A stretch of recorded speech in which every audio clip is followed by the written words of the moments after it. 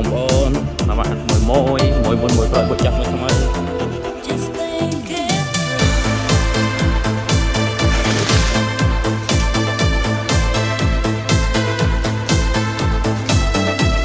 មួយយើងរងចាំអស់រយៈពេលជាច្រើនម៉ោង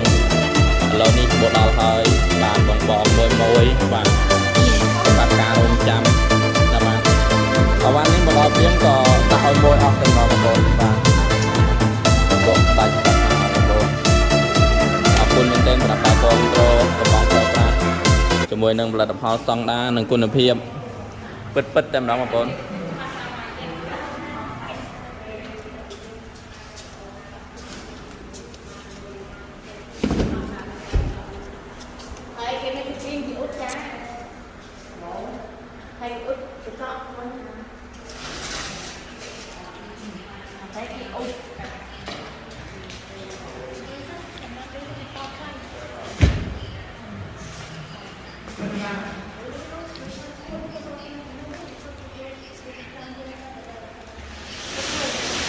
អរគុណ